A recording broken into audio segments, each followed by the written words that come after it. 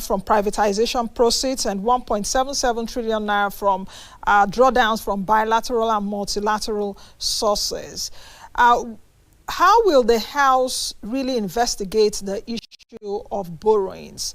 Because even according to the president, our debt profile is, as of June of this year, 42 trillion naira. That is excluding CBN's borrowing to the federal government that has now climbed from 20 trillion naira to 22 trillion naira. So if you add that 22 trillion naira to 42 trillion naira now, you should be having a debt overhang of about 64 trillion naira. How is the House going to go about this in terms of where do we borrow from? The new borrowings are coming from where exactly? Yeah, Nancy, thank you. Like I mentioned when I started, when I was giving a background of what we'll be looking at for, this issue you're mentioning happened to be one of the key issues I raised in the course of my introductory statement, where I mentioned that both domestic and foreign borrowing is going to be about 8-point-something trillion, which is proposed. I also went on to say that the details of this has not been made available to us. And our debate is going to be hinged on the details of the borrowing. The details will include the question that you're asking now: where are we borrowing from, how much, and for what? Are we borrowing to spend it? Are we borrowing to invest it, to produce? We're going to raise some of those questions how much have we borrowed so far? How healthy is it? For us to borrow in the, looking at the realities around our nation, economically speaking at the moment, and also the global realities. How fair is it to borrow now? How much should we borrow? This debate will be before the House, and it will be championed by the committee of the House that have been set up. That's known as the Loans and Debts Committee of the House. That is a specialized committee that have been equipped with the right experts in financial sector to do the analysis, lead the debate in the House, and have contributions from members. The outcome of such debate will lead to a resolution from the House whether or not we should go on with the executive on their aspiration to borrow 8.8, or we're going to trim it down based on reasons that will be presented before the Parliament when we debate on it. Okay, Honorable, I just wanted to chip in this because, at least for you as the spokesperson of the House, you can take it back to that committee when they're drilling down on these questions. They also need to have in mind that China, a few days ago, did mention that is scaling down on lending to majority of its creditors. And Nigeria is, I think, the largest, the biggest, or is it the second biggest creditor?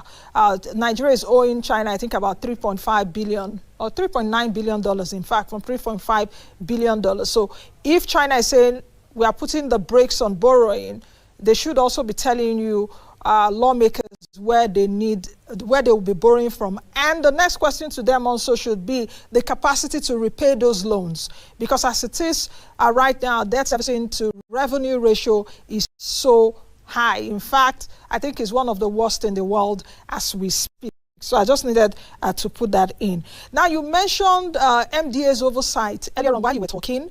I would really like to know the type of oversight we'll be seeing, especially when this budget debate kicks off, when the MDAs will be coming to defend their budgets. What are the kind of things we should be expecting? Because it seems that the House of Representatives is a little, not too hard on these MDAs.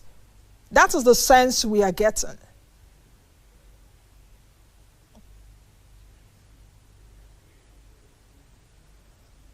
Honorable, are you still there? Okay. Okay. It seems the network is frozen. Let's still try to reconnect with Honorable Benjamin Kalu, who is the spokesperson for the House of Representatives. We're still drilling down on the 2023 budget proposal as presented by Mr. President last Friday. Let's try and reconnect with Honorable, and we'll be right back.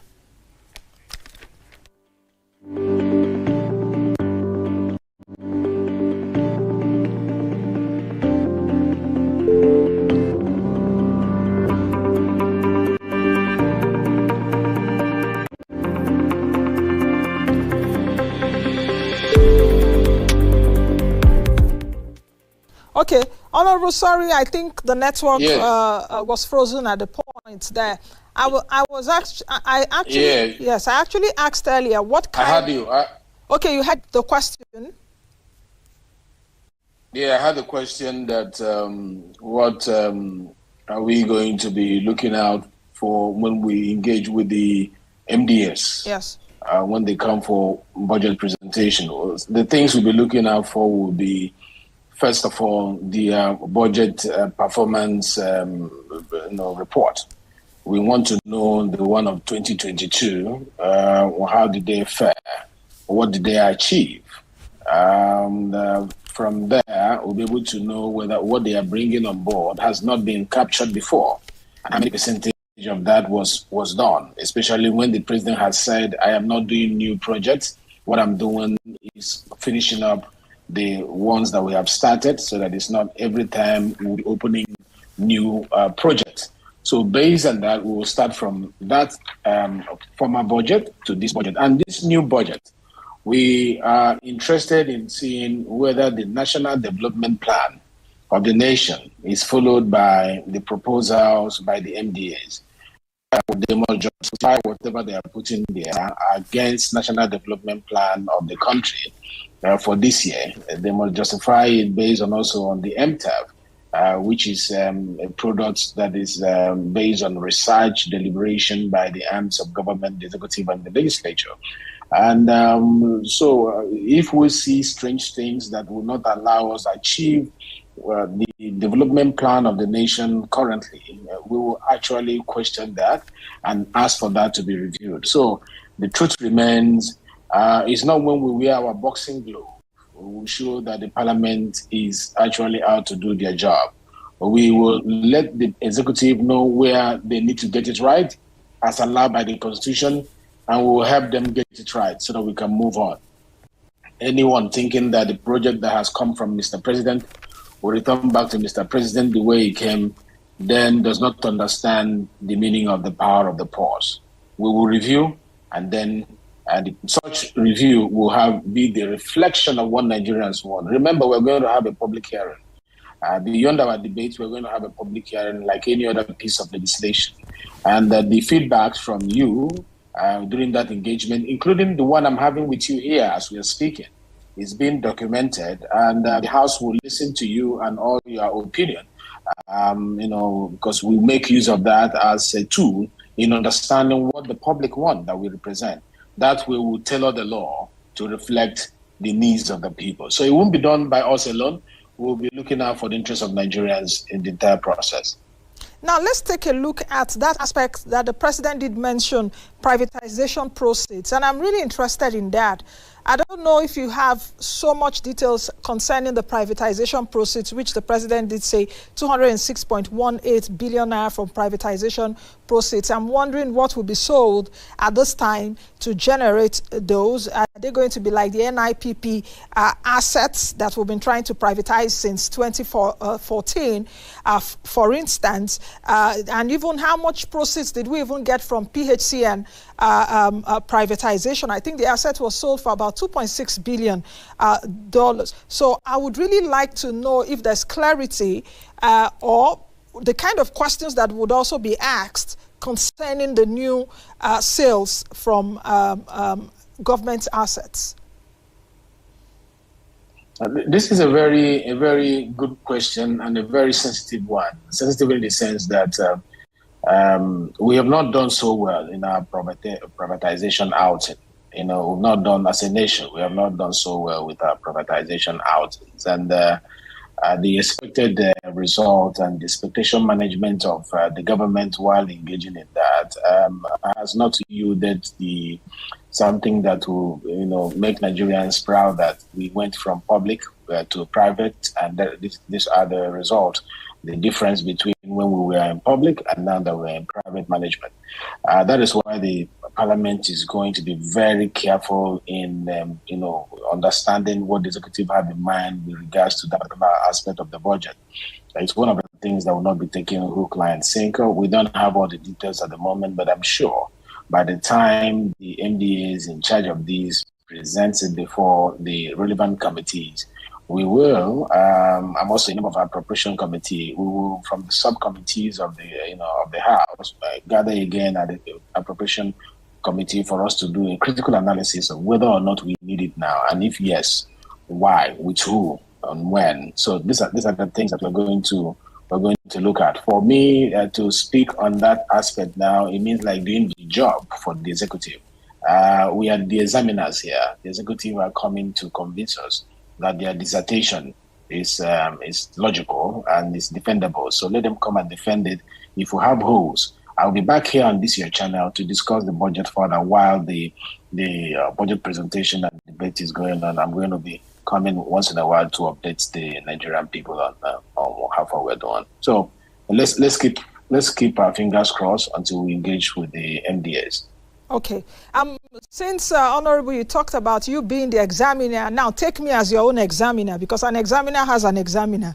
And, I'm your examiner now. The media should ask you questions, even, as the examiner to the executive. And the question to you right now is that for the National Assembly, the House of National Assembly, you all are also in the searchlight for Nigerians. With these glasses I'm wearing, we're also searching into your souls, as it were. There's a renovation going on right now. Many Nigerians are not happy with that renovation. I have to bring it back.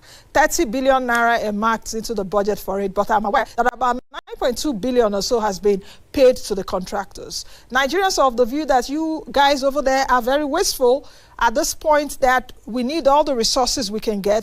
And how come we are borrowing? Can't you all manage where you are? I can feel the patriotic passion in your voice, and that is very good. I can feel the desire to save more money for Nigeria to solve all that problem, and that is the spirit that we are happy seeing in Nigerians. But it is mostly fueled by ignorance from people who contact you. Some of the people, Nigerians, who complain about it and put it on the parliament. It's not the parliament that is spending that money. That particular property is being managed by the FCDA and have their own budget. We have no hands in that. So if it is appropriated, we have trimmed it down to get to that level. We are not contractors. We are not Julius Berger or whoever. We don't even know the contractors that they gave it to. It's not our call. We don't sit in the bidding room. We don't decide the ABEME, the bill of engineering, drawing, and all the rest of them. We don't do that. This is their call. They are housing us. We are their tenants because the property is under them. So if there's any money that's being spent, I think this question should be asked during the public hearing when some of you appear. Ask it to FCDA, and some of us will be raising the question to FCDA. But if the question is as to whether that particular property needs attention, you need to be there. I have raised my voice some years ago about that property when I got to the parliament and I became the spokesperson. You cannot be sitting in parliament and water is dropping on your head. It is not dignifying for the nation.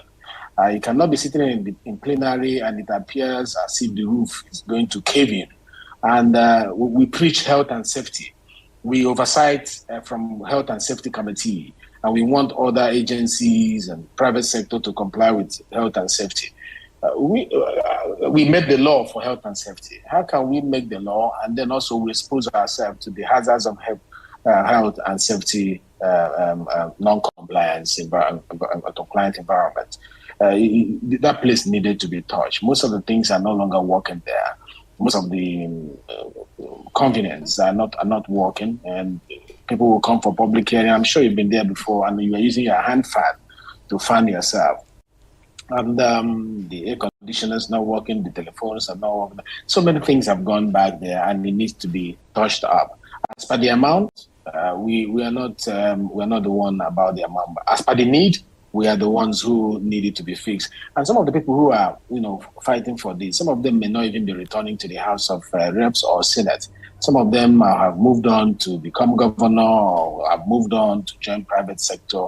So they were not doing it for themselves. They are doing it because it's an iconic building.